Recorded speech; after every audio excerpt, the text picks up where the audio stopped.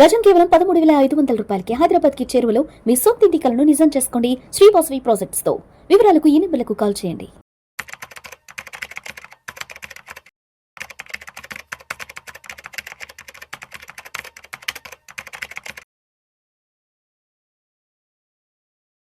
నమస్తే అండి, welcome to Suman TV. నేను వెళ్ళి చక్రధర్. చాలామంది సెలబ్రిటీస్ ఎక్కడ ఇన్వెస్ట్ చేస్తారు అని చాలా జిజ్ఞాసగా ఉంటుందండి. యాక్చువల్ చూడండి, చాలామంది ఈ మధ్య ఎస్ఐపీస్ అని బాగా పాపులర్ అయిపోయింది ఇండియాలో.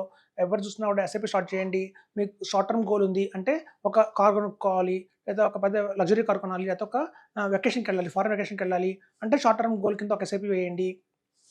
ఏదైనా చిల్డ్రన్ ఎడ్యుకేషన్ ఉంది, లేదా చిల్డ్రన్ మ్యారేజ్ ఉంది, సెల్ఫ్ రిటైర్మెంట్ ప్లానింగ్ ఉంది, దానికోసం ఎస్ఐపీ వేయండి. పెద్దానికి ఎస్ఐపీ అని చెప్తున్నారు. ఇప్పుడు కొత్తగా ఇంకో నానుడి వచ్చింది, మీ కెపాసిటీ బట్టి ఎస్ఐపీ చేయమంటున్నారు.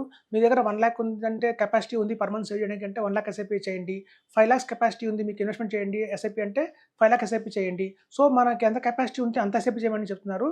అది కరెక్ట్ కాదండి. యాక్చువల్గా ఫర్ ఎగ్జాంపుల్ చెప్తాను చూడండి, మనకి ఇక్కడ 15,000 రూపీస్ కనుక మనం ఎస్ఐపీ వేస్తే 15 yearsలో 1 crore వస్తుంది అని మనకు ఒక అవగాహన అయితే ఉంది.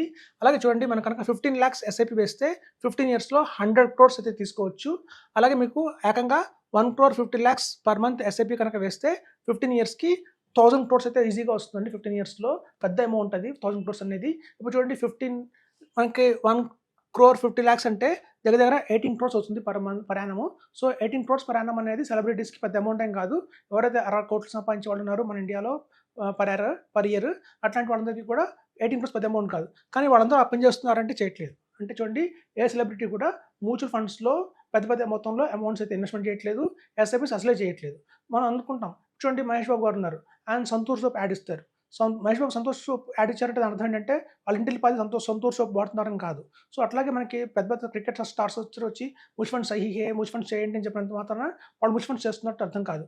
సెలబ్రిటీస్ అందరూ కూడా చేసేది ఏంటంటే మెయిన్గా వాళ్ళు ఇన్వెస్ట్మెంట్స్ అన్నీ కూడా వాళ్ళ ప్రొడక్షన్ హౌసెస్లో వెళ్తాయి.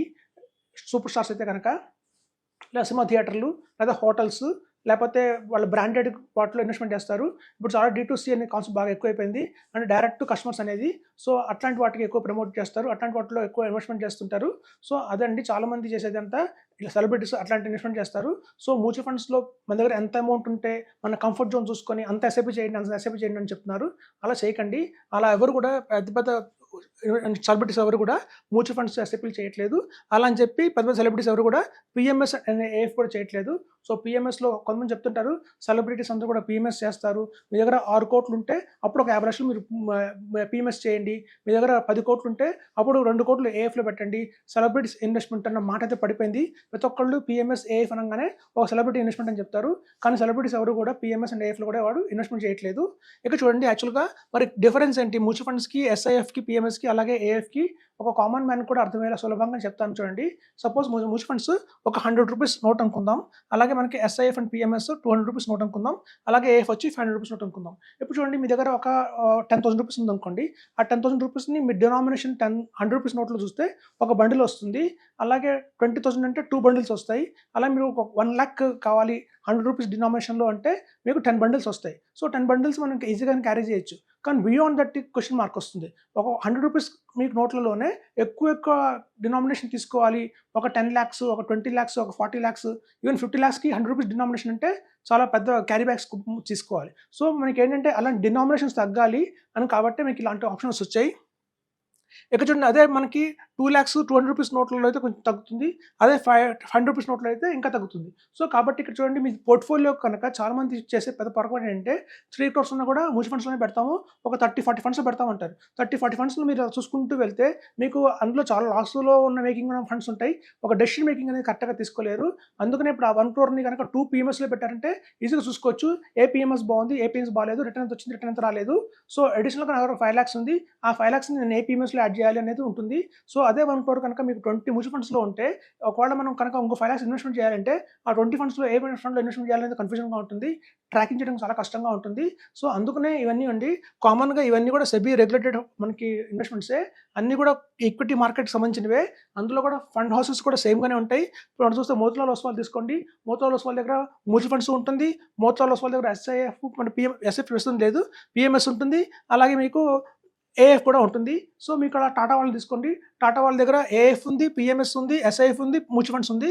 ఇట్లా అన్నీ కూడా ఒక టాటానే మేనేజ్ చేస్తుందండి. సో ఇలా ఎందుకు మనం పెట్టారు, ఎక్కువ టికెట్ సైజ్ పెట్టారు అంటే మన డినామినేషన్ తగ్గించుకోవడం కోసమే. మన దగ్గర వాల్యూమ్ ఆఫ్ ఇన్వెస్ట్మెంట్ పెరుగుతున్న రోజుల్లో ఏమవుతుందంటే గణనీయంగా మనం కనుక ఎక్కువ మ్యూచువల్ ఫండ్స్లో కొనుక్కుంటూ వెళ్తుంటే మనం ట్రాక్ చేయడం చాలా కష్టం అవుతుంది. So different fund houses, different fund మేనేజర్లు ఉంటారు. సో వాళ్ళ ఒక్కొక్క టైంలో ఒక్కొక్కటి కొన్ని సెక్టర్ వైజ్గా కొన్ని పర్ఫార్మెన్స్ చేస్తుంటాయి, బిజినెస్ సైకిల్స్ తిరుగుతూ ఉంటాయి. సో ఎప్పుడైతే మార్కెట్లో స్ట్రాటజీస్ మారుతూ ఉంటాయో ఫండ్ పర్ఫార్మెన్స్ మారిపోతూ ఉంటుంది. సో కాబట్టి మనం ఎప్పుడైనా సరే మీ దగ్గర ఒక 3 crores ఉంది అంటే మాత్రం ఒక 1 crore మనం ఏఎఫ్లో వేసిన మీరు బ్యాలెన్స్ 2 crores మనం 4 పిఎంఎస్లు తీసుకోవచ్చు. అప్పుడు మీరు కన్సాలిడేట్గా అర్థమవుతుంది మనం ప్రాఫిట్లో ఉన్నామా, లాస్లో ఉన్నామా, బెస్ట్గా వెళ్తున్నా లేదా అని చెప్పి. అంతేకన్నా 4 crores తీసుకెళ్ళి మనం మ్యూచువల్ ఫండ్స్లో ఒక 40 fundsలో పెట్టారంటే అది మనం చాలా ట్రాక్ చేయడం చాలా ప్రాబ్లంగా ఉంటుంది. సో కాబట్టి నేను చెప్తున్నానండి, ఎప్పుడైనా సరే ఇది ఎలా గుర్తుంచుకోండి, మీకు ఈజీగా అర్థమవుతుంది. డినామినేషన్స్ గుర్తుంచుకోండి. ఎందుకు ఇలా పెట్టారంటే కరెన్సీ మన వాల్యూమ్ పెరుగుతున్న కొద్దీ మనకి ఈజీగా ఉంటుంది, క్యారీ చేయడం కోసం పెట్టారు ఇట్లా. సో అట్లాగే మీ పోర్ట్ఫోలియోని చూసుకోవాలన్నా కూడా ప్రాఫిట్లో ఉన్నాయా, లాస్లో ఉన్నాయా అని నెంబర్ ఆఫ్ ఫండ్స్ పెరిగిపోతున్న కొద్దీ, వాల్యూమ్ ఆఫ్ ఇన్వెస్ట్మెంట్ పెరుగుతున్న కొద్దీ, ఏమి పెరుగుతున్న కొద్దీ మనం చాలా ఫండ్స్లో కనుక పెడితే వాటిని మనం ట్రాక్ చేసుకోలేము. అన్నెసరీగా మనం ఇంకా ఎక్కువ యాడ్ చేసి వాటికి లాస్ మేకింగ్ అవుతుంది తప్ప ప్రాఫిట్ మేకింగ్ అయితే అవ్వదు. రేపొద్దున మనకి ఏదైనా జరిగింది, నామినీకి ట్రాన్స్ఫర్ చేయాలన్నా కూడా 30-40 funds ట్రాన్స్ఫర్ చేయడం చాలా కష్టం అవుతుంది. సో కాబట్టి ఇది మనకి 2-3 ఉండొచ్చే చాలా ఈజీగా ఉంటుంది. మనం దాన్ని క్యాలిక్యులేట్ చేసుకోవడం కోసం మనం కరెక్ట్గానే వెళ్తున్నామా లేదా, లేకపోతే మనం మార్చాలా, పిఎంఎస్ ఇంకో పిఎంఎస్కి వెళ్ళాలా లేదా అనేది తెలుసుకోవడం కూడా ఈజీగా అవుతుంది. సో ఇదండి, సెలబ్రిటీస్ ఎవరు కూడా ఎస్ఐపిస్ రూపంలో పెంచుకుంటూ పోరు. చాలామంది చేస్తున్న పని అదే. నా దగ్గర కెపాసిటీ ఉంది కదా అని చెప్పి 10 lakhs ఎస్ఐపి, 20 lakhs ఎస్ఐపి వేస్తున్నారు. అలా ఎవరు వేయకండి. అలా వేయడం వల్ల మీకు జరిగే నష్టం లాభమే లేదు. అలాగే పిఎంఎస్ ఏఎఫ్ కూడా వాళ్ళు ఇన్వెస్ట్మెంట్ చేయరు. కేవలం దీని అర్థం ఏంటంటే PMS AF even common man, ఒక సాధారణ మనిషి కూడా 50 lakhs అనగానే ఇవాళ చూడండి చాలా ఈజీ అయిపోయింది, అందరికీ కూడా ఎఫర్డబుల్కి వచ్చేసారు. సో ఇట్లాంటి రాబోయే రోజుల్లో కూడా 50 lakhs 1 crore అవుతుంది, 1 crore 2 crores అవుతుంది. సో అలా అయినప్పుడు ఏంటంటే మ్యూచువల్ ఫండ్స్లోనే మీరు ఉండకుండా కనుక ఏఎఫ్ కనుక పిఎంఎస్ కనుక తీసుకుంటే మనం ఈజీగా ట్రాక్ చేసుకోవచ్చు పర్ఫార్మెన్స్ అని చెప్తున్నాను. మీ దగ్గర 30 lakhs ఉంటే మాత్రం ఒక ఎస్ఐఎఫ్ కూడా యాడ్ చేయండి. ఇప్పుడు కొత్తగా వచ్చింది మనకి అదే ఎస్ఐఎఫ్, మనకి ఎడల్వైజ్ ఎస్ఐఎఫ్ చాలా బాగుంది. అలాగే టాటా వాళ్ళ ఎస్ఐఎఫ్ చాలా బాగుంది. ఈవెన్ మనం చూస్తే రాబోయే రోజుల్లో మంచి ఎస్ఐఎఫ్లు వస్తున్నాయి. సో అదండి, ఎప్పుడైనా చూడండి మీ దగ్గర అమౌంట్ పెరుగుతుంది, 30 lakhs ఉంది అంటే మాత్రం ఒక 20 lakhs SIF, 10 lakhs mutual funds పెట్టుకోండి. మీ దగ్గర అమాంతం 60 lakhs 70 lakhs వచ్చిందంటే ఒక పిఎంఎస్ కూడా యాడ్ చేసుకోండి. ఇట్లా మీరు కనుక చేయడం వల్ల మీకు ట్రాక్ చేసుకోవడం ఈజీగా ఉంటుంది. అలాగే మనం పోర్ట్ఫోలియో బాగుందా లేదా, మార్చాలా లేదా అని డెసిషన్ మేకింగ్ కూడా చాలా ఈజీగా ఉంటుంది. అంతేగాని వాల్యూమ్ పెరుగుతున్న కొద్దీ కూడా మీరు మ్యూచువల్ ఫండ్స్లోనే ఉంటే మాత్రం ఇవాళ అనుకుంటున్నారు మీరు 50% సిఏజీఆర్ వస్తుందని, నెక్స్ట్ 20 years కనుక అదే హోల్డ్ చేస్తే సిఏజీఆర్ మీకు 9%, 8% వచ్చే అవకాశం కూడా ఉంది. మీరు గతంలో చెక్ చేసుకోండి.